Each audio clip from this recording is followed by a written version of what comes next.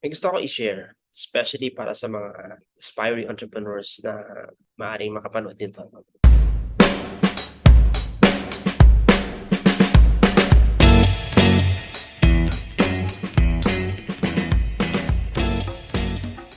As an aspiring entrepreneur, most likely, bakit ka nga ba mayroong desire in your heart? May kagustuhan na maging isang entrepreneur? Well, most likely, sometime, somewhere, na-encounter mo yung concept of financial and time freedom.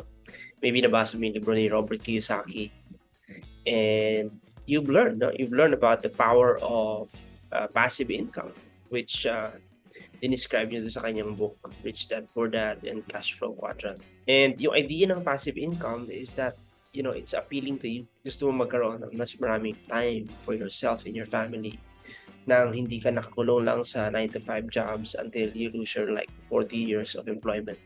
I know may mga tao talaga na nag-excel sa employment, pero if you feel like parang nag-overstay ka na and you want to explore a different world, then most likely, isa kang aspiring entrepreneur.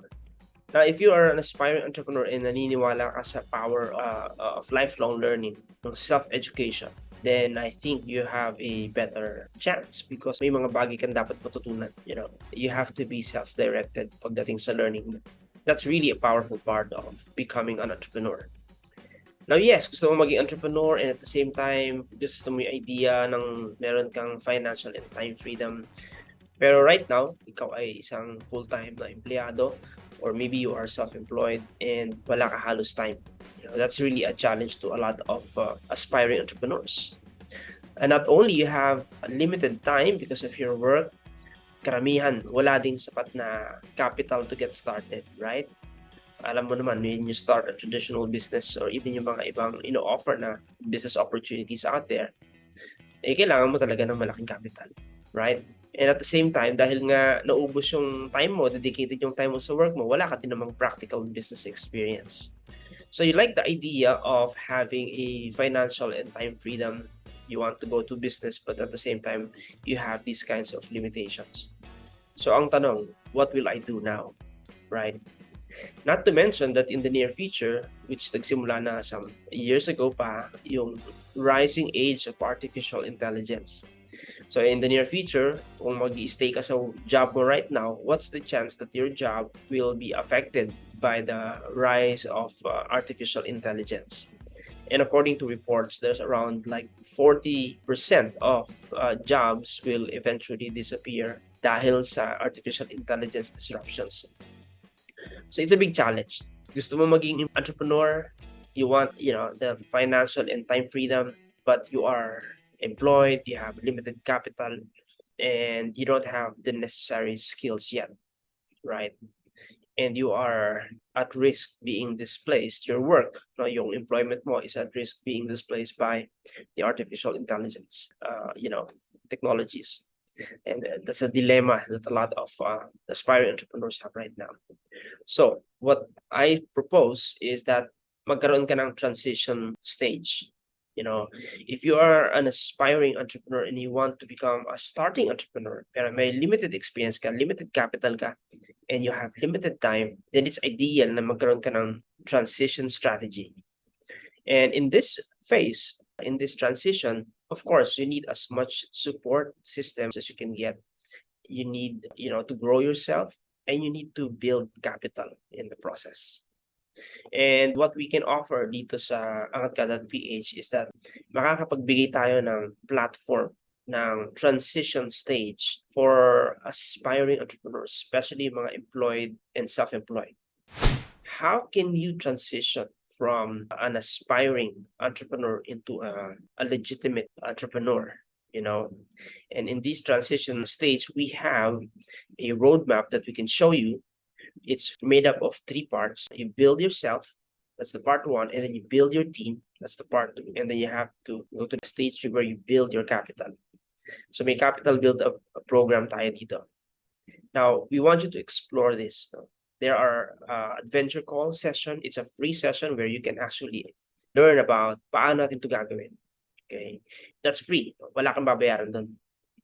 Pero, hindi ka magbabayad ng cash. Hindi ka magbabayad ng tuition fee. But you have to pay your involvement with your most important currency. Ano yun? Ano yung most important currency natin? It's attention. You have to pay attention. Okay? That's what you have to give. That's what you have to pay. Well, ultimately, ikaw ang captain of your own ship. No? We can only give you the environment where you can transition. Now, of course, when I say entrepreneur, it's quite different than just money making. An entrepreneur is someone that has a different identity from an employee. Hindi ito skills lang. Pwede kang pumasok ng school, conventional school, learn about the skills, but if you're in the wrong environment, there's no chance for you to actually grow and become an entrepreneur. And I believe that that's very important as a factor. Say, for example, like, what if yung mga teachers mo, what if yung instructor, yung mentor mo, they have their own business as well. And ang pagiging isang entrepreneur, it's an identity, as I mentioned, it's a state of mind, it's a consciousness. Ibang-iba yung iyong way of thinking, yung belief systems and values mo. That's what you are going to build first. No? So in these 3 stages, we will help you grow. We will journey with you for 3 to 6 months time. And we have a course that allows you to actually build yourself, build your team, and build your capital. Now, after 6 months time, you can embark into different business platforms, okay, where you can get yourself involved. Now, what if you are already an existing entrepreneur, meron ka ng negosyo and you think nothing is happening at the moment, or you feel like ang slow na mga kaganapan? Well, you may also want to explore and see whether our roadmap can help you na makapag-build ka din ng iyong team, and at the same time, makapag-build ka ng iyong capital na extra, right? Now, of course, as an entrepreneur, we already believe that you are in a constant state of learning, di ba? Yan ang isa sa mga mega competence ng mga entrepreneurs. They are learners. No? Lahat ng bagay kayang pag-aralan, right? So I hope that you explore this meeting that we have set. Usually kung ano yung soonest na schedule na meron, you avail that. You talk to the person who gave you this video, who showed you this video, and i-discuss mo sa kanya your desire na I want to become an entrepreneur, pero I need a support system, I need a community that can help me. I don't have huge capital to begin with, and at the same time, wala pa akong practical experience. I lack the courage right now. Can I look into what you guys are doing?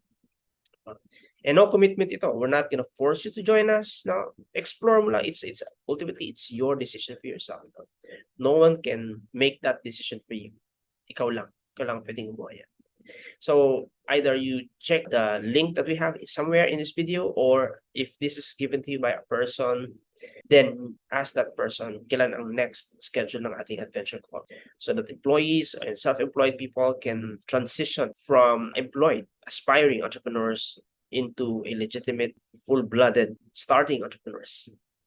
See you sa ating sessions.